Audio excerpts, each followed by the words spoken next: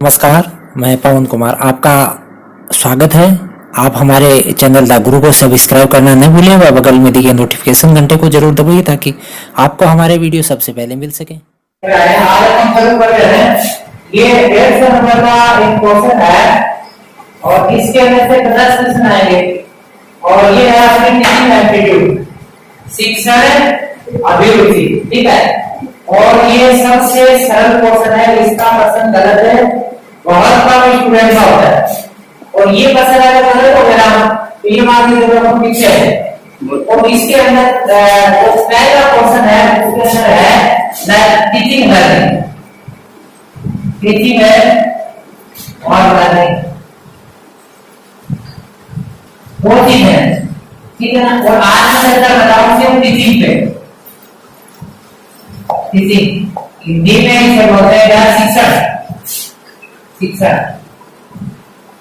आप तो सुना होगा टीचिंग क्या है, टीचिंग से टीचर आया, ये क्या है।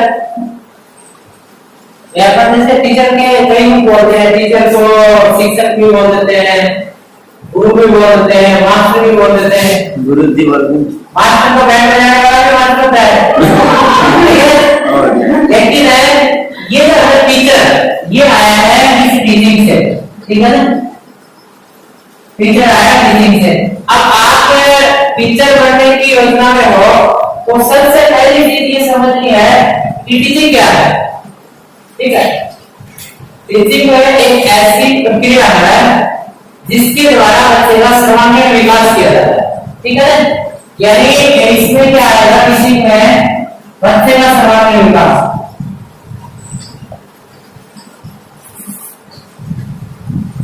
सर्वांगीण है। देखो कई बार ऐसा क्वेश्चन आ जाए कि शिक्षण क्या है। अब वहां एक आ जाए कि बच्चे को पुस्तक पढ़ाना, दूसरा आ जाए कि बच्चे की परीक्षा पास करवाना, तीसरा आ जाए कि बच्चे का सर्वांगीण विकास करवाना, चौथा आ जाए कि बच्चे को नौकरी लगवाना।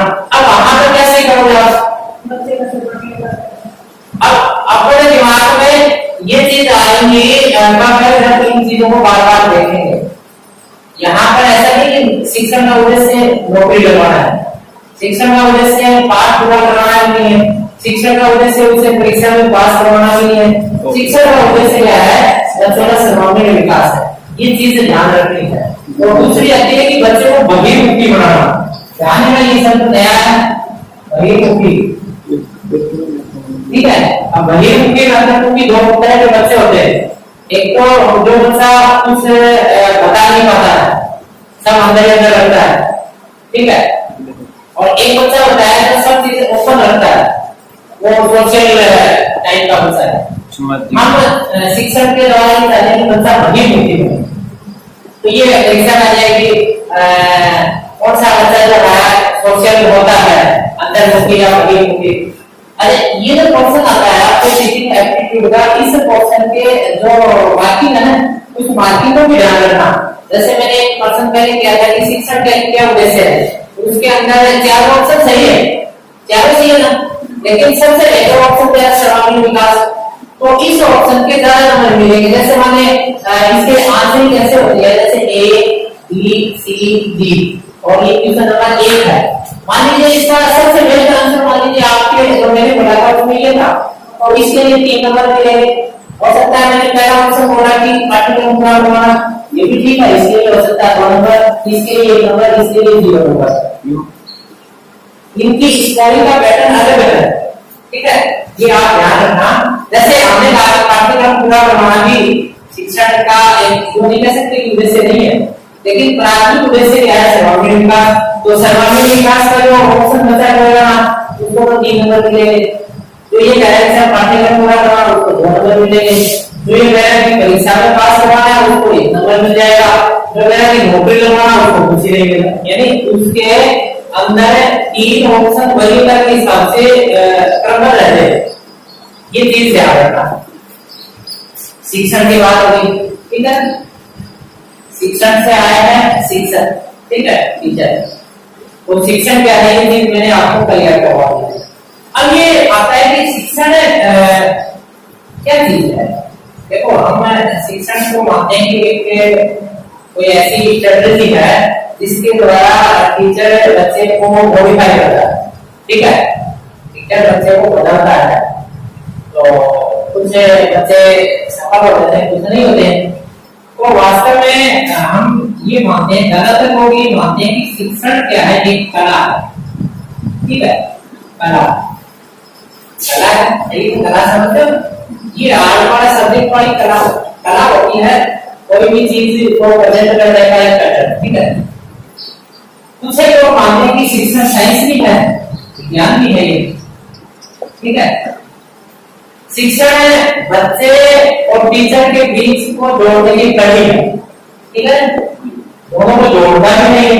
ये ऑप्शन पूछ लेते हैं कि शिक्षण क्या है, वहां ऑप्शन आ जाएगा शिक्षण कला है, वहां ऑप्शन आ जाएगा कि शिक्षण एक सामाजिक प्रक्रिया है, शिक्षण एक आपके मनोविज्ञान की प्रक्रिया है, शिक्षण आपके विज्ञान की प्रक्रिया है। और वहां पर आपको सबसे बेहतर लगता है वो करोगे, और उन्होंने क्या बेहतर बनाया उसके सबसे ज्यादा नंबर होंगे। तो आप हम सबसे पहले मानते हैं कि शिक्षण को कला मानते हैं, उसके बाद मानते हैं, ठीक है। तो इसमें जैसे शिक्षण आपकी कला भी है, शिक्षण विज्ञान भी है, बच्चे और टीचर को जोड़ती है।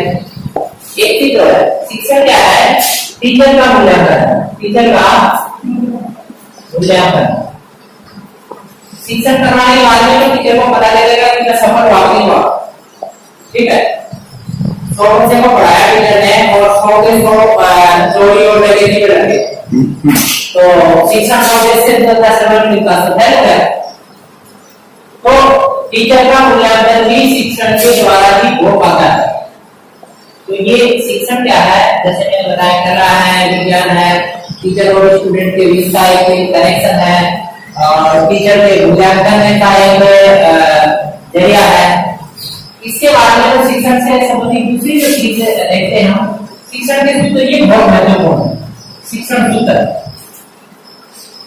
ये साथ शिक्षण के अंदर सूत्र भी आता है, क्या सूत्र का हम कहते हैं आयताकार क्षेत्रफल निकालने का है, आपके वर्ग का क्षेत्रफल का क्या है, आपके कोण का नियम का सूत्र क्या है, ये सूत्र है। कि शिक्षण में भी सूत्र होते हैं, वो सूत्र काम में रहेंगे ना, तो शिक्षण क्या है समझ आएगा, ठीक है।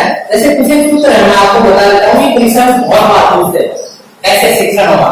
एक तो है शिक्षण जो है हमेशा सरल से कठिन की तरफ जाना चाहिए, ठीक है ना, सरल से कठिन जाए।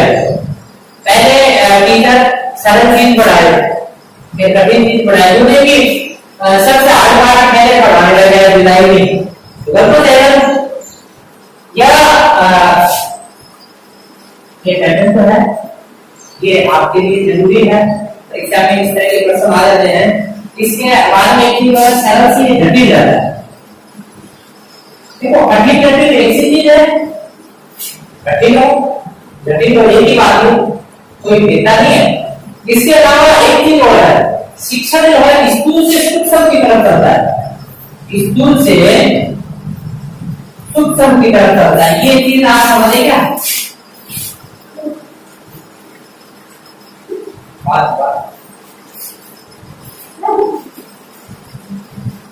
शिक्षण जो है स्थूल से सूक्ष्म की तरफ जाता है, ये समझे। स्कूल का मतलब बड़ी चीजें हैं, ठीक है। जैसे हमको ये बताना है कि ये धमनी का ये सिरा, तो हम क्या करेंगे, पहले पूरी बॉडी को भी समझाएंगे, उसके बाद उसका डिसेक्शन करेंगे, तब देखेंगे ये तो आगे आपके आर्टरी भी आ गई है, ऐसे तो होगा ना, समझे नहीं इस बात को आप। पहले और पूरा बड़ी चीज विस्तार और चीज समझेंगे, और उसके बाद में उसके छोटे भागों को समझेंगे, ठीक है। पहले पूरी कहानी समझाता है टीचर, कहानी होगी वो उसी में भाग हो गया, और उसके बाद में अंदर की छोटी छोटी चीजें वो आपको बताएगा, ठीक है।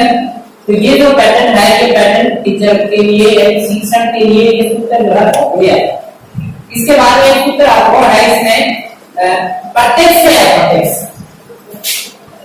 प्रत्यक्ष है, प्रत्यक्ष प्रत्यक्ष प्रत्यक्ष है, प्रत्यक्ष इससे आपके सामने कि प्रत्यक्ष तो वो चीज है जो हमको दिखती है, ठीक है, और अप्रत्यक्ष वो चीज है जो दिखती नहीं है, ठीक है। जैसे हम ये कहें कि सर ये वायरस होता है, और वायरस आप लोगों को कैसा होता है, तो हम पहले प्रयास करेंगे जो चीज दिखने वाली है वो तो समझा जाए पहले, उसके बाद में जो नहीं दिख रही है या इसको देखने के लिए हमको ज्यादा प्रयास करना है, इसको देखने के लिए हमको सकता है माइक्रोस्कोप या और टेक्निक कॉम्बिनेशन वो बाद में सीखेंगे, वो बाद में समझाएंगे। तो हम पहले ऐसी चीजें जो एकदम से हमारे वातावरण में है वो चीज समझा रहे हैं। जैसे बच्चे को हम कोई पेड़ पौधे पढ़ा रहे हैं और बच्चे को हम सिखाने लगे कि ये आम का पेड़ है, ऐसा होता है, आम का पेड़ इस तरह का होता है, लेकिन वो बच्चे ने देखा ही नहीं कभी, क्यों ना हम बच्चे को वो पेड़ पहले पढ़ाते हैं जो बच्चे ने देख रखा है, तो प्रत्यक्ष उसके बाद ये पैटर्न होता है। इसके बाद में एक पैटर्न और आता है पूर्ण सेंस, पूर्ण चीज और अंश। ध्यान देना, पूर्ण तो वही है जैसे पूरी कहानी बता दी और अंश उसके छोटे छोटे भाग होते। इसके बाद में एक और पैटर्न है मनोवैज्ञानिक कर्मबद्धता। ये ध्यान रखना, मनोवैज्ञानिक है, मनोवैज्ञानिक है पढ़ाने का एक काम होता है। मनोवैज्ञानिक काम समझते हो, टीचर को बच्चे का मानसिक मतलब उसका क्या व्यवहार कैसा है उसको ध्यान में रखते हुए उसको अध्ययन करवाना है। पाठों के अंदर बहुत सारी चीजें ऐसी आती हैं जो आपको अपने बच्चे को समझते हुए अपने अनुसार काम में उसको सेटल करना है। अब मान लीजिए 12वीं का पॉलिटिकल पढ़ रहे हैं, अब 12वीं पॉलिटिकल के अंदर है एक पोर्शन है भारत है चीन संबंध, एक पोर्शन है भारत नेपाल संबंध, एक पोर्शन है भारत पाकिस्तान संबंध, और कहीं मान लीजिए भारत और चीन के बीच में कोई डिस्प्यूट हो गया, तो मैं क्या कहूँगा, सबसे पहले क्या कहूँगा कि आपके दिमाग को समझते हुए वो चीज जो आपकी एनवायरनमेंट में वर्तमान में घूम रही है, तो मैं वो पोर्शन जो है बाद में पढ़ाना था, लेकिन पहले पढ़ा दूंगा क्योंकि आपके दिमाग में ताजा है, क्योंकि आपने शाम को देखा है कि भारत चीन के बीच में इस मामले में डिस्प्यूट है कि किताब के अंदर है, तो हमें आज संसद में पढ़ा के हम बातचीत समझ पढ़ लें। तो ये टीचर का दायित्व है इस पैटर्न को यानी ये सूत्र लगाए पढ़ाने में। इसके बाद में आती है आगमन विधि, ये बहुत महत्वपूर्ण प्रश्न है। आगमन विधि क्या है? ये होती है नियम बनाना, इसमें इसका सीधी सी व्याख्या है नियम बनाना, या हम यूं बोल सकते हैं इसे विशिष्ट से सामान्य, या दूसरे शब्दों में कहें विशिष्ट से सामान्य।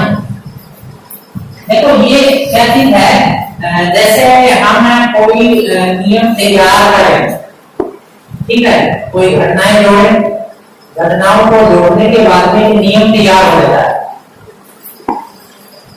जैसे आपने छोटी क्लास में पढ़ाया ना, परिचय पढ़ी है, यस सर, तो वो परिचय तैयार करना, पहले करने की पूरी टाइटल बैकग्राउंड तैयार करें, और उसके बाद में ये सारी घटनाओं के बाद में सील होता है कि ये ऐसे होता है, ठीक है। अच्छा, एक तो होता है कि आपको कोई सूत्र दे और सूत्र के बाद में सीधा प्रश्न हल करना है, आपको पता नहीं सूत्र कैसे आया, वो पद्धति बच्चे को समझ नहीं आएगी। जैसे हमने कहा कि आयत के क्षेत्रफल का सूत्र ये होता है लंबाई गुणा चौड़ाई, ठीक है। अब बच्चा ये कहे कि लंबाई गुणा चौड़ाई कैसे आए मुझे बताओ, तो आगमन विधि क्या कहती है कि हम ऐसी तकनीक के द्वारा पढ़ाएं जिससे उसको पता लगे कि सूत्र कैसे आया है, यानी नियम कैसे बना है, ये चीज पहले बच्चे को बताएं, ये है आगमन विधि। अब वो परीक्षा में ऐसे प्रश्न आ रहे हैं कि आप इस चीज को पढ़ा रहे हो, तो बताओ आप कौन सी तरीके को सबसे बेहतर बनाओगे, ठीक है। तो ये चीजें वहां पेपर में आती हैं और उस समय इनको दिमाग में बैठा के आप इनका। अच्छा, इसके बाद में आपके कुछ चीजें और हैं, जैसे अनुभव क्षेत्र। ये सूत्र है बहुत सारे, इसके ऊपर प्रश्न आते हैं दो तीन प्रश्न। अनुभव क्षेत्र, अनुभव क्षेत्र ये समझते हो? अनुभव होते हैं उसके जीवन से जुड़ी हुई घटनाओं के साथ अनुभव जुड़ते हैं और उन अनुभवों को लेके और वहां पर उस पाठ्यक्रम या उस पाठ से संबंधित बातों के अंदर को उत्तर प्रस्तुत करना, ये टीचर का दायित्व है। और ऐसा करें तो क्या हो जाएगा, शिक्षण अपने उद्देश्य की ओर जल्दी चला जाएगा। वरना तो पाठ मुक्का ही पढ़ाते रहो, कोई समझ में नहीं आएगा, उसने अपने अनुभव को बीच में डाला नहीं। तो ये चीज भी करना जरूरी है। ये सारी जो बातें देखो, ये बातें परीक्षा के अंदर है, आपको मिल जाएगी। डायरेक्ट ऐसे नहीं मिलेगी, डायरेक्ट इस तरह से क्वेश्चन नहीं आएगा कि आपको सूत्र लिखो, ऐसा तो आता ही नहीं है। वहां तो ये आएगा कि आप कक्षा 4 में और जीव जंतु पढ़ाना चाह रहे हैं, तो उसके लिए आप कौन सी युक्ति जो है इनमें से बेहतरीन मानोगे पढ़ाने के लिए। वहां में 4 क्वेश्चन आ जाएंगे, चारों में आपको लगेगा सही है, लेकिन उनमें से एक बहुत ज्यादा सही होगा, उसके लिए ज्यादा अंतर मिलेगा। ये आपको ध्यान रखना है। तो इसके बाद में हम देखेंगे शिक्षण के सिद्धांत क्या है। देखो, शिक्षण एक ऐसी प्रक्रिया है जो अभी तक अलग अलग लोग अलग अलग प्रारूप में इसको समझाते आए हैं, लेकिन हम हमारे जो पाठ्यक्रम जो एचटीसी के अंदर चलते हैं उनके अंदर जो ज्यादातर बातें आ रही है डेफिनेशन की, उनके अकॉर्डिंग हम बात कर रहे हैं। जैसे कुछ लोग कहते हैं कि कुत्ते को पढ़ाना क्या शिक्षण है? देखो, एक तो कुत्ते की भी ट्रेनिंग करवाते हैं ना, घोड़े की भी ट्रेनिंग होती है। हम भी बोलते हैं कई बार कि वो गुरुजी ट्रेनिंग में गए, ठीक है। तो देखो, ट्रेनिंग तो अच्छा ये होती है आपके BHTC, basic school teachers training certificate, ठीक है। इसमें भी ट्रेनिंग नाम है, ट्रेनिंग है। हम बोलते हैं जैसे कुत्ते की भी ट्रेनिंग होती है, आपके घोड़े की भी ट्रेनिंग करवाते हैं, सबकी ट्रेनिंग होती है, मनुष्य की भी ट्रेनिंग होती है। तो इसका मतलब है ट्रेनिंग के द्वारा, ट्रेनिंग शब्द के द्वारा क्या उद्देश्य जो है वो घोड़े तैयार करके पूरे किए जा सकते हैं, ऐसा है। ट्रेनिंग के जो शब्द है वो शब्द इतना विस्तृत नहीं है जितना कि शिक्षण है, ठीक है। शिक्षण जो शब्द है बड़ा है, विस्तृत है। शिक्षण के द्वारा सर्वांगीण विकास करवाना, ट्रेनिंग के द्वारा क्या होता है, एक स्पेशल कौशल डालना होता है। ट्रेनिंग के द्वारा एक स्पेशल कौशल डालना है कि कुत्ते को ट्रेनिंग नहीं की वहां से बोर्ड उठा के लाएगा, वो इसी बात की ट्रेनिंग है। तो शिक्षण में क्या होता है, जैसे मैंने बताया कि सर्वांगीण विकास होता है, ठीक है। तो वहां पर जैसे मान लीजिए ये होता है कि एक कुत्ते को पुलिस के दल में शामिल करने के लिए क्या करवाया जाएगा, पहला शिक्षण, दूसरा ट्रेनिंग, ठीक है। तीसरा उसको भी ऑप्शन दे देंगे, हाँ ट्रेनिंग होगी, ठीक है। तो ये शिक्षण की अलग है, ट्रेनिंग अलग है, ठीक है। ट्रेनिंग देने वाला ट्रेनर होता है, शिक्षण देने वाला टीचर होता है, ठीक है। और गुरु तो ऊपर की चीज है, गुरु तो बहुत बड़ी चीज है, गुरु जी तो अपन बोल देते हैं गुरु तो बहुत ऊपर की चीज है, गुरु तो सब करता है, वो गुरु बोलते हैं ना, गुरु तो बहुत ऊंची चीज है, गुरु तो अपन जा ही नहीं पाएंगे। अच्छा, फिर आते हैं शिक्षण के सिद्धांत, ये भी बहुत महत्वपूर्ण है। शिक्षण के सिद्धांत, सिद्धांत समझते हैं जैसे उनका नियम। सिद्धांत, सिद्धांत किसी भी चीज को व्यक्त करने के लिए एक विस्तृत उसका रूपरेखा है जिसको ध्यान में रखते हुए क्या करते हैं, हम शिक्षण के उद्देश्य के लिए कोई योजना तैयार कर सकते हैं। जैसे पहला इसमें है वक्तृता का सिद्धांत। वक्तृता का सिद्धांत समझते हो इस चीज को कि शिक्षण के अंदर है वक्तृता आए तो क्या हो जाएगा, अपना उद्देश्य सफल होगा। और दूसरा, बच्चे जो हैं वो दूर पाएंगे बेहतर।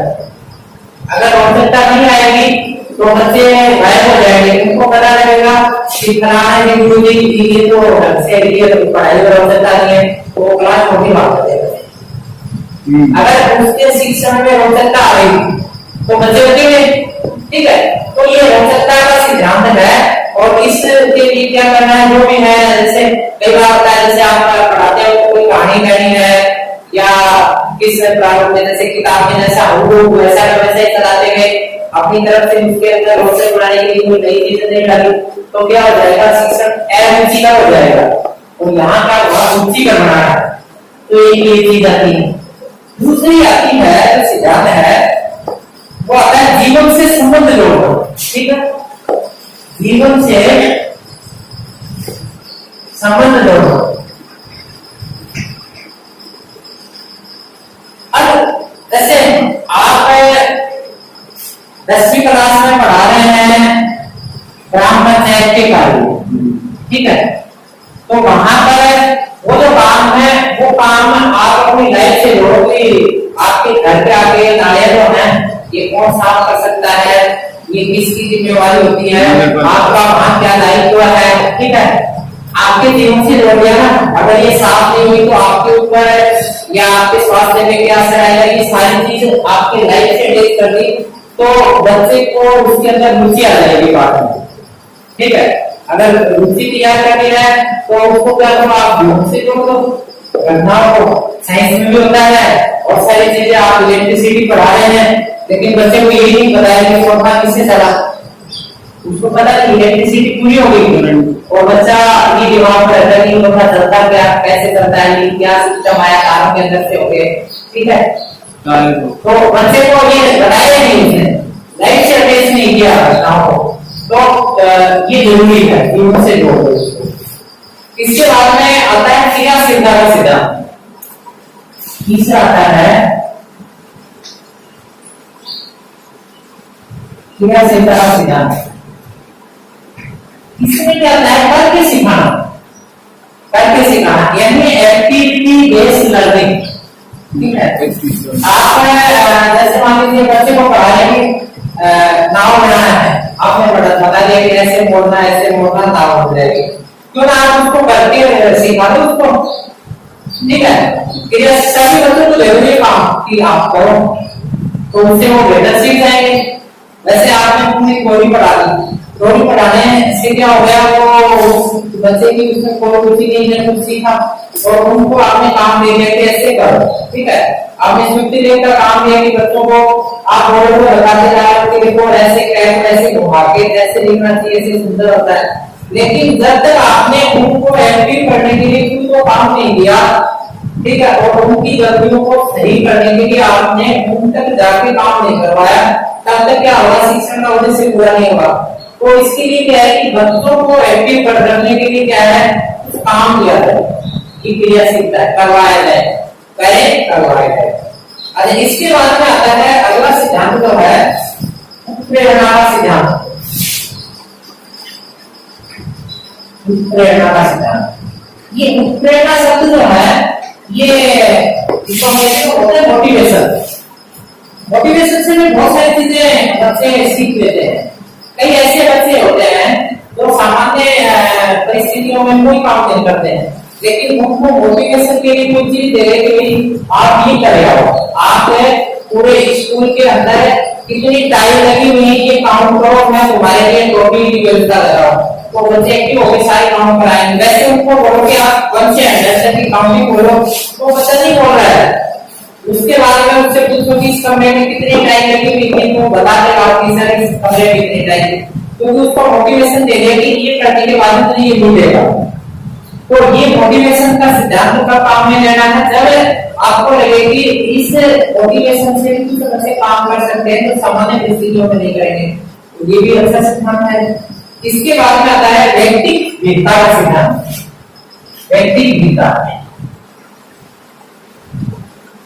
व्यक्तिक भिन्नता, इंडिविजुअल डिफरेंस। तो बच्चे सभी बच्चे एक से नहीं होते हैं, कुछ से बच्चे क्या होते हैं धीरे सीखते हैं, उनको क्या बोलते हैं सपोर्ट करना, धीरे सीखने वाले। कुछ से बच्चे ऐसे होते हैं जिनको एक बार बता दिया और वो सीख जाते हैं।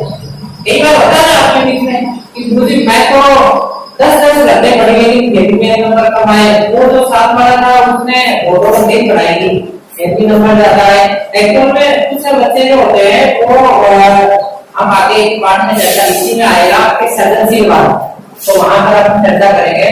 तो कुछ एक जो होते हैं फास्ट लर्नर है, कुछ एक स्लो लर्नर है, जो बच्चे की आईक्यू पे डिपेंड करता है। कुछ एक बच्चे जो मानसिक रूप से विकसित होते हैं वो धीरे सीखते हैं। तो आपको क्या करना है, बच्चे अलग अलग तरीके और आपको ये ध्यान रखना है कि ये 4 बच्चे हैं, ये 4 बच्चे तो अभी तक कुछ ही नहीं समझ पाए और बाकी 4 जो है इन्होंने पाठ को अच्छी तरह से समझ लिया। तो उन 4 को भी ध्यान में रखते हुए आप पाठ को धीरे भी चलाओगे। ये व्यक्तिगत भिन्नताओं को ध्यान में रखते हुए शिक्षक का कार्य करवाना है। जो कि क्लास में एक इंटेलिजेंट बच्चा है उसको लेते हुए आपने क्लास के लिए सिलेबस भी पूरा करवा दिया, ऐसा नहीं है। ये चीजें ध्यान में रखते हुए कराना है। इसके बाद में जो अगला सिद्धांत आता है आपके चयन का सिद्धांत। चयन का सिद्धांत आखिर क्या है, देखो नाम से सिलेक्शन, चयन का सिद्धांत, सिलेक्शन थ्योरी। अब चयन कैसे करेंगे कि कितना पढ़ाना है, कब पढ़ाना है, ये चयन करना आपको। एक गांव के अंदर शादी हो रही है और आपने सोच लिया कि आपके पास पाठ पढ़ा के जाना है। अब बच्चे का ध्यान नहीं है कि मैं फ्री होकर शादी में जाऊं, तो ये काम टीचर को करना है कि सिलेक्शन करना है कि मुझे कब पढ़ा, कितना कब पढ़ाना है। ये सिलेक्शन जो है टीचर कर देगा, तब क्या होगा बच्चे को शिक्षण जो है अच्छे तक उनसे पूछ पाएगा, ठीक है। तो ये भी ध्यान रखना है।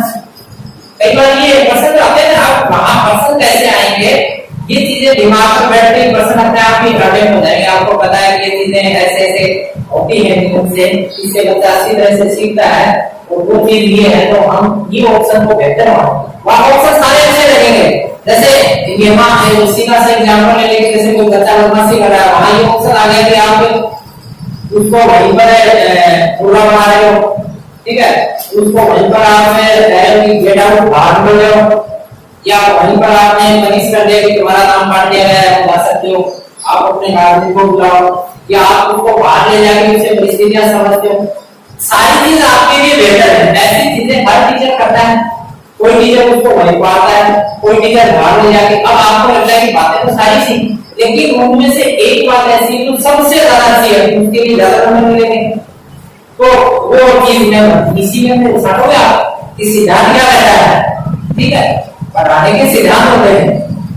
अच्छा, इसके बाद में जो अगला ऑप्शन आता है स्वाभाविक परंपरा अनुसरण, जिसको आता है स्वाभाविक परंपरा अनुसरण। ये कौन सा वर्ड है, जो नेचुरल सीक्वेंस है। नेचुरल सीक्वेंस क्या है, जैसे मान लीजिए अपना को समझाना है तो पहले आप भाई को बाबू को पढ़ा लें, सीधे एक बार में आ गए। अब मान लीजिए महाराणा प्रताप की कहानी पढ़ा तो आपके दिमाग में आएगा कि महाराणा प्रताप का पिताजी कौन था, इसका दादा कौन था, इसका परदादा कौन था, ठीक है। तो आप पहले जैसे आपने भाई को बाबा को समझा दिया कि बाबा महात्मा है, उसके बाद में इसका पुत्र भाई को याद करा, इस तरह से आपने पूरी घटना को एक सीक्वेंस से याद किया, सीक्वेंस में पढ़ाना शुरू किया, तो उससे क्या हो गया कि ये सारा जो है बड़ा इजी गोइंग हो गया। आपने मान लीजिए कोशिका को पढ़ाने से पहले क्या है, आप बताएं कि पूरा शरीर जो है उसके अंदर एक छोटा भाग होता है, वो कोशिका है। सीक्वेंस तैयार हो गई, ठीक है। आपने कंकाल तंत्र शुरू किया, कंकाल तंत्र पढ़ाने के बाद में लगा कि साहब ये आपकी अस्थियां होती है, हाथ की अस्थियां आएंगी, आपके मुट्ठी की अस्थियां आएंगी, आपकी कलाई की अस्थियां, यानी पूरा आप पहले विस्तार समझाओगे, जैसे मैंने पहले बताया था, पहले बॉडी बताओगे उसके बाद समझाओगे। तो ऐसे एक सीक्वेंस तैयार करके पढ़ाने के लिए, और इस सीक्वेंस से हटके अगर चलेगा तो रीजन क्या होगा पता चल नहीं पाएगा। इसके बाद में अगली जो चीज आती है विश्लेषण और संश्लेषण का सिद्धांत। विश्लेषण और संश्लेषण,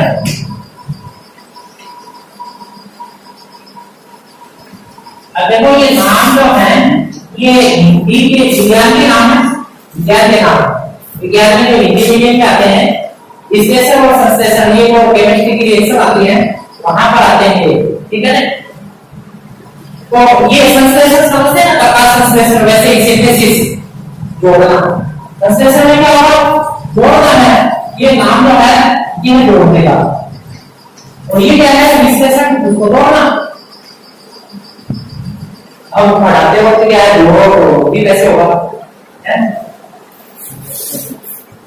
कई बार क्या होता है कि अपने को पढ़ाते वक्त तो बहुत सारी चीजों को एक साथ लेके चलना होगा, उनको एक साथ ही पढ़ाना होगा, उनके अगर आपने टुकड़े कर दिए तो फिर पढ़ाई अटक जाएगी उसमें। क्योंकि आज आपने कहानी शुरू की और कहानी का जो चरण था वो नाटक को होता है ना, नाटक के अंदर क्या रहता है कि साहब की घटना हुई बात दिखाई जाएगी, अब बच्चे की कंफ्यूजन हो गया, वहां पर ये उद्देश्य थोड़ी शिक्षण हो रहा है, नाटक में कोई शिक्षण नहीं है, बता दिया कि साहब ये यहाँ से सेना निकली थी और उसके बाद में ये युद्ध शुरू हो गया, कल शुरू करवाएंगे, बच्चे की उत्सुकता है उसको आपने क्या है मानसिक पता नहीं बच्चे का मानसिक स्वास्थ्य कैसा होगा, तो इसके लिए क्या है कई बार घटनाओं को एक साथ जोड़ दो और वो पूरी घटना हो जाए, पूरी जो कहानी के रूप में आपने जो प्रारूप किया है वो पूरा हो जाए, तब आपके लिए माना जाएगा कि शिक्षण हो गया। बहुत सारी चीजों को जोड़ना, कई चीजों को आप स्कूलों में पढ़ा दो, कई घटनाओं को कई पाठों को आप डिवाइड कर दो, एक दूसरे से उनका संबंध जो है इतना बेहतर नहीं है, उनको आप थोड़ा डिवाइड करके पढ़ा दो, ये विश्लेषण का काम है। अच्छा, इसके बाद में आता है अगला जो पॉइंट है वो है अभ्यास। अभ्यास, अभ्यास समझते हो आप, शिक्षण करवाने के बाद में शिक्षक का ये दायित्व है कि वो अभ्यास के लिए बच्चे को कुछ काम दे, ठीक है, अभ्यास के लिए कुछ काम दे और उस काम का फिर मूल्यांकन करे।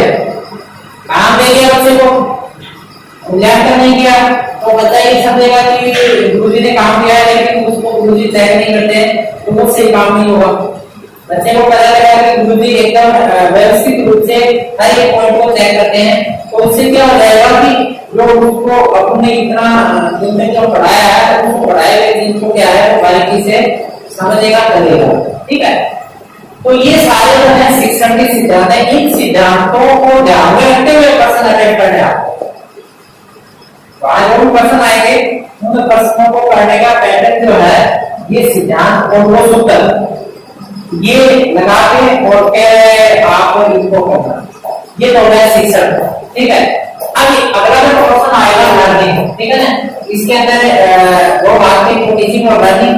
लर्निंग में आपको कर बताऊंगा, ठीक है, क्योंकि लर्निंग हो जाएगा।